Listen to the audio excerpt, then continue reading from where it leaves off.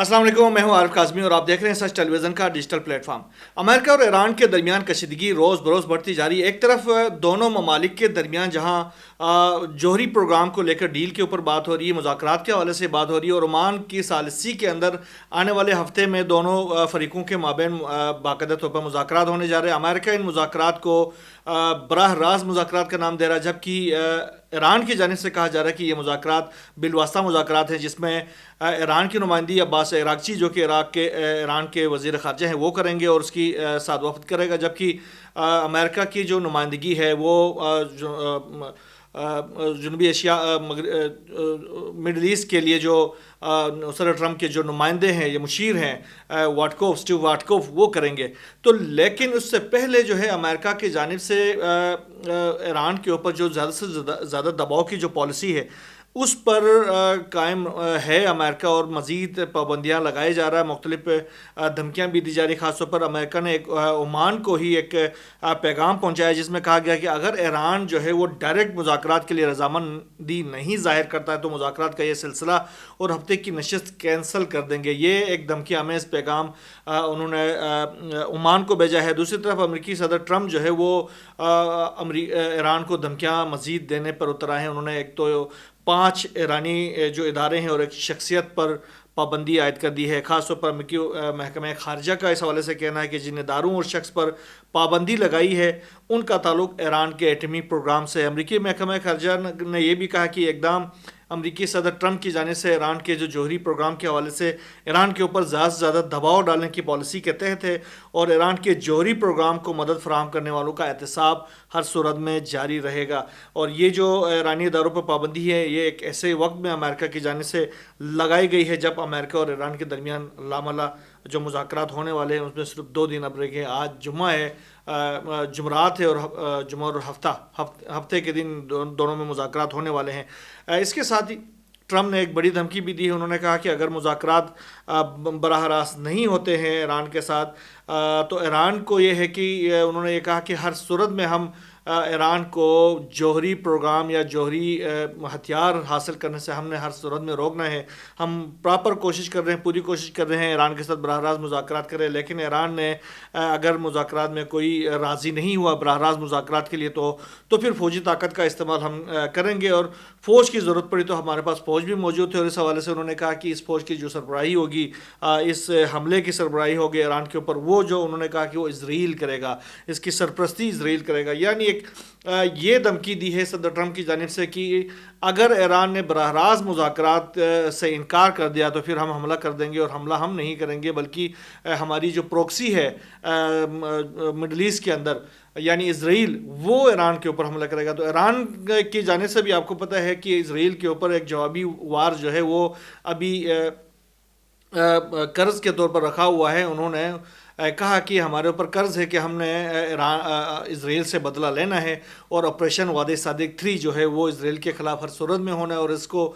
دیر ہو سکتی ہے لیکن یہ جو ہے حملہ جو ہے اسرائیل کے اوپر اٹل ہے۔ تو ایران کی تو تمام تر تیاریاں جو ہیں وہ اسرائیل کے خلاف ہی سب سے زیادہ ہیں۔ دوسری طرف خطے کے اندر جو امریکی جو بیسز ہیں ان کے اوپر تو انہوں نے اپنے میزائلز کو لاک کیا ہوا ہے، ساتھ میں اسرائیل کے لیے بھی انہوں نے اپنے میزائلز کو لاک کیا ہوا ہے۔ اس دفعہ جو ایران کی جو میڈیا ہے، ایران کے جو دفاعی حکام ان کی جانب سے یہ کہا جا رہا ہے کہ ہم نے اسرائیل کے خلاف آپریشن وعدہ صادق 3 کرنے کے لیے 1000 سے زائد جو ہائپرسونک میزائلز ہیں وہ ہم نے تیار کر رکھے ہیں، اور اس کے تمام جو خطے ہیں اسرائیل کے ان تمام کو نشانہ بنایا جائے گا، اور تمام جو اہم مقامات ہیں ڈیمونا کا جو ایٹمی ری ایکٹر سمیت تمام مقامات کو نشانہ بنایا جائے گا، اور ایک ہی حملہ کیا جائے گا، اور ٹوٹل وار ایک اسرائیل کے خلاف ایک چھیڑی جائے گی۔ تو یہ ایران کی جانب سے پہلے ہی باور کرا دیا گیا ہے امریکہ کو اور اسرائیل کو۔ تو اگر امریکہ اپنی پروکسی کو یوز کرتا ہے خاص طور پر ایران کے خلاف آنے والے دنوں میں، کیونکہ اب امریکہ یہ دیکھا جا رہا کہ اس مذاکرات سے راہ فرار اختیار کر رہا۔ ایران نے ان کی دھمکی ہمیں بیانات کے اوپر تو انہوں نے کلیئرلی کہا ہے کہ ہم کوئی براہ راست مذاکرات نہیں کریں گے. ہاں یہ ہے کہ بالواسطہ مذاکرات کے لیے ہم تیار ہیں، وہ پہلے بھی کرتے رہے اور ابھی آنے والے دنوں میں بھی کریں گے. اور اس حوالے سے اب ہفتے کے دن جو مذاکرات ہونے والے ہیں، امریکہ جو ہے وہ پیچھے ہٹنے کی کوشش کر رہا، بھاگنے کی کوشش کر رہا اور ساتھ ساتھ دھمکیاں دینے کی کوشش کر رہا. تو بہرحال اس سے یہی ہوگا کہ خطے کے اندر ایک نئی جنگ چھڑ جائے گی، اور جو کہ اسرائیل کے خلاف بھی جا سکتی ہے اور ساتھ امریکہ کے خلاف بھی جا سکتی ہے، کیونکہ امریکہ کے جو 10 سے زائد جو خطے کے اندر اپنے جو ان کی جو بیسس ہے ممالک کے اندر، وہ جو ہے وہ ایرانی میزائلوں کے زد میں ہے، اور ان کے اندر تقریباً 50,000 سے زائد امریکی فورسز موجود ہیں جو کہ شدید خطرے میں ہیں. اگر ایران نے ان کو پہلے ہی کہا ہوا ہے کہ آپ شیشے کے گھر میں رہتے ہو، شیشے کے گھر میں رہتے ہو، دوسرے کے گھروں کی طرف پتھر پھینکنا آپ کے لیے زیب نہیں دیتا ہے. دوسری طرف لبنان کے اندر ایک بڑی کارروائی ہوئی ہے. لبنان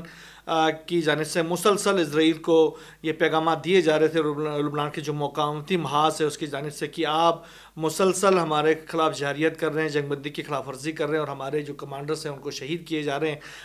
عالمی جو ثالث ہیں، عالمی جو لوگ ہیں، سہولتکار ہیں جو جنگ بندی کے، وہ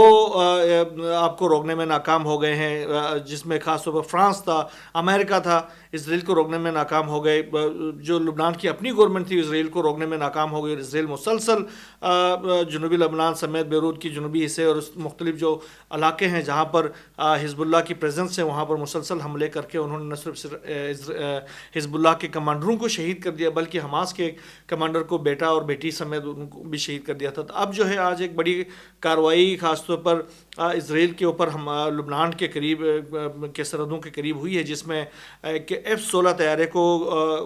گر کر تباہ ہو گیا ہے. اس حوالے سے اسرائیل کی جو میڈیا ہے وہ تو کہہ رہی ہے کہ یہ جو طیارہ ہے فنی خرابی کی وجہ سے گر کر تباہ ہو گیا، لیکن لبنانی ذرائع کہہ رہے ہیں کہ طیارے کو باقاعدہ طور پر مار گرایا گیا ہے. تو اس کے حوالے سے آنے والے دنوں میں باقاعدہ اسرائیل اس کی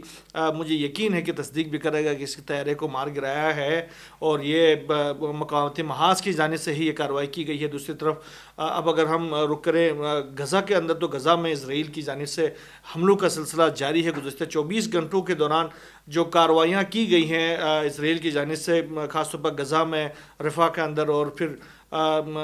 خان یونس اور دیگر مقامات کے اوپر، تو 23 سے زائد عام شہری جو ہیں وہ شہید ہو چکے ہیں. بچوں اور خواتین کی ایک بہت بڑی تعداد ہے جو کہ ان حملوں میں شہید ہو جاتی ہے، کیونکہ ٹینٹوں کو نشانہ بنا رہے ہیں اسرائیل کی جو فورسز ہیں. کیونکہ اب جو اسرائیل کی جو فورسز ہیں انہوں نے رفح کراسنگ سے اندر اپنے جو سارا علاقہ جو ہے وہ قبضہ کر لیا ہے. وہاں پر اپنے جو زمینی فورسز ہیں ان کے ذریعے پورا علاقہ اپنے تصرف میں لے لیا ہے. اب وہ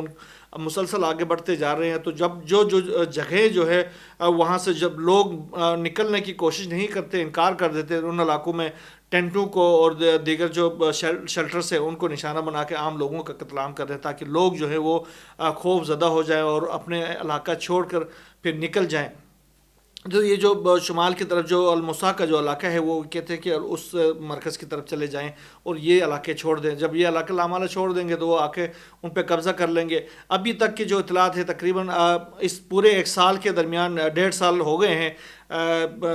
7 اکتوبر 2023 سے اب تک. اس سارے عرصے کے دوران اسرائیل جو ہے تقریباً 25% سے زائد ابھی بھی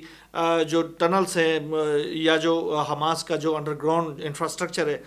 اس کو زیادہ سے زیادہ 25% کو ہی تباہ کرنے میں کامیاب ہو سکا ہے، بلکہ 75% ابھی بھی موجود ہے، اور اس کے اندر حماس کی جو تصرف ہے وہ موجود ہے اور اس کی فورسز موجود ہے، اور وہ مسلسل اسرائیل کے خلاف کارروائیاں کر رہے ہیں. گزشتہ 24 گھنٹوں کے دوران بھی اشدود کے اوپر بڑی کارروائیاں کی گئی ہیں اور میزائلز داغے گئے ہیں، اور وہ میزائل باقاعدہ ہٹ کر گئے ہیں، اور انہوں نے وہاں پر بڑا انہوں نے جانی اور مالی نقصانات کا سامنا کرنا پڑا ہے اسرائیل کو. اور اسرائیل کے جو عام شہری ہیں وہ بھی بھاگ کر اپنے جو انڈر گراؤنڈ جو ان کے جو ٹھکانے ہیں وہاں پر جا کر پناہ لینے پر مجبور ہو گئے ہیں. تو یہ بہت بڑی کارروائی ہوتی ہے. ایک ایسی فورس جو کہ بالکل ان کی جو عوام ہے ان کو تباہ و برباد کر دیا گیا ہے، ان کا انفراسٹرکچر تباہ و برباد کرنے کا اسرائیل نے دعویٰ کیا ہے، لیکن وہ جو فورسز ہیں وہ نکلتے ہیں اور وہ نکل کے اسرائیل کو میزائلوں کا نشانہ بناتے ہیں اور ان کو اور سخت نقصان پہنچاتے تھے. گزشتہ جو حملے کیے گئے تھے اس میں بھی 3 سے زائد اسرائیلی جو ہیں وہ ہلاک ہو گئے تھے، اور ابھی جو کارروائیاں کی گئی ہیں اس میں بھی وہاں سے ہلاکتوں کی اطلاعات سامنے آ رہی ہیں، لیکن اسرائیل کی جانب سے ابھی اس کی تصدیق نہیں کی گئی ہے. لیکن اسرائیل کے اندر جو بڑھتا ہوا احتجاج ہے خاص طور پر بینجمن نیتن یاہو کے خلاف، وہ دن بدن بڑھتا جا رہا ہے. اب جو مسئلے ہیں اس کے لیے تو عدالتی مسئلے جو ہیں اس کے لیے بہت اس کے گلے کی ہڈی بنے ہوئے ہیں. ابھی امریکہ سے واپس آیا ہے تو آخر مجبور ہو کر اس نے عدالت میں پیشی تو کی ہے, لیکن وہ عدالت کو مطمئن کرنے میں ناکام ہو گئے ہیں. آنے والے دنوں میں خاص طور پر قطر گیٹ کے حوالے سے اور دوسرے جو اس سے پہلے جو ان کے اوپر جو کرپشن کیسز تھے ان کے جو تحقیقات ہیں وہ بڑی تیزی کے ساتھ جاری ہیں, اور آنے والے دنوں میں یہ جو معاملات ہیں وہ بنجامن نیتن یاہو کے لیے بڑے سخت ہونے والے ہیں. خاص طور پر ان کے دن اگر گنے جا چکے ہیں, یہ کہا جائے تو کوئی بیجا نہ ہوگا. جو اسرائیل کی جو شہری ہیں وہ بھی مسلسل کینسٹ اور اس کے ساتھ پرائم منسٹر ہاؤس کے باہر مسلسل احتجاج میں, اس کے ساتھ یہ جو مظاہرے ہیں پورے ملک میں پھیلے ہوئے, اور وہ بنجامن نیتن یاہو اور اس کی کیبنٹ سے مسلسل استعفے کا مطالبہ کر رہے ہیں, اور خاص طور پر جو پریزیڈنٹس ڈیل ہے اس کو دوبارہ سے جنگ بندی کا پر عمل کر کے جو قیدی ہیں حماس کے قید میں جو یرغمالی ہیں ان کو رہا کرانے کا مطالبہ کر رہے ہیں. اچھا, یہ تو مشرق وسطیٰ کا سناریو ہے, اس میں ہم شام کی طرف ابھی نہیں جائیں گے وقت کی کمی کی وجہ سے. آگے جو چائنا اور امریکہ کے درمیان جو کشیدگی ہے وہ بہت زیادہ بڑھتی جا رہی ہے. خاص طور پر امریکہ کی جانب سے جس طریقے سے چائنا کے جو 34% ٹیرفز کے مقابلے میں انہوں نے 104% اپنے ٹیرف کے حد کو بڑھا دیا گیا تھا, جس کے نتیجے میں دونوں کے درمیان ایک جو کشیدگی ہے وہ عروج پر پہنچ گئی ہے. چائنا نے کسی بھی طور پر پیچھے ہٹنے سے صاف انکار کر دیا, اور ساتھ میں انہوں نے جو امریکہ کے اوپر جو پابندیاں جو ٹیرفز لگا دی ہیں, اب ان کی جو مقدار ہے وہ بھی تقریباً 84% تک بڑھ گئے ہیں. یعنی 84% ٹیکس اب امریکہ کے اوپر چائنا نے عائد کر دی ہے. اس کے ساتھ ہی جو امریکہ کی جو تقریباً 18 جو کمپنیاں ہیں ان کمپنیوں کے اوپر پابندیاں عائد کر دی ہے. ان میں سے 12 کمپنیاں جو ہیں وہ ان کو کنٹرول لسٹ میں ڈال دیا گیا ہے, ان کے ساتھ کوئی تجارت نہیں ہوگی, اور ان کے ساتھ تجارت پر بالکل پابندی لگا دی ہیں. 6 کمپنیاں ایسی ہیں جن کے ساتھ تجارت ہو سکتی ہے, لیکن ان کے تمام تر معاملات ان کو سزا دینے کی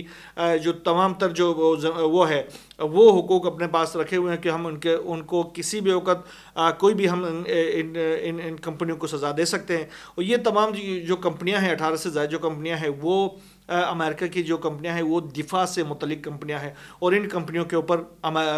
چائنا نے جوابی کارروائی کرتے ہوئے ان کے اوپر پابندیاں عائد کر دی ہے. اور دوسری طرف یہ جو دونوں ممالک کے درمیان جو کشیدگی ہے خاص طور پر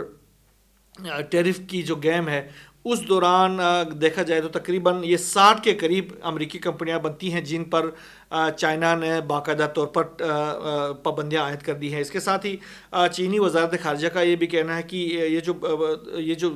جنگ چل رہی ہے دونوں ممالک کے درمیان اس کی وجہ سے جو چین کی جو غیر ملکی جو تجارت ہے اس کو نمایاں مطلب چیلنجز کا سامنا ہے. یہ انہوں نے اعتراف بھی کیا ہے کہ چیلنجز لامحالہ آئے ہیں, وہاں کے اسٹاک ایکسچینج کو اچھا خاصا اثر پڑا ہے, ان کی جو کرنسی ہے وہ ڈاؤن ہوتی جا رہی ہے. اس کے بعد سے چائنا نے باقاعدہ طور پر ایک اور وار کرتے ہوئے امریکہ کے اوپر انہوں نے کہا کہ اس کی امریکی جو ڈالر ہے اس کو جتنے ڈالر کے ذخائر ہیں ان کو بھیج دیا جائے, اور بھیجنے کے بعد مقامی کرنسی ہے اس کو زیادہ سے زیادہ امپاور کرنے کے ایک پالیسی کے اوپر کام شروع کر دیا ہوا ہے. یہ آنے والے دنوں میں اس کے کیا نتائج نکلتے ہیں وہ بھی ہم دیکھتے ہیں. اس کے ساتھ ساتھ جو WTO ہے جو عالمی تجارتی ادارہ ہے وہ انہوں نے کہا ہے کہ یہ جو محصولات کی کشیدگی ہے اس کے بنا پر امریکہ اور چین کے درمیان جو تجارت ہے اس میں 80% تک کمی واقع ہو سکتی ہے. یہ آپ اندازہ لگائیں کہ دونوں ممالک کی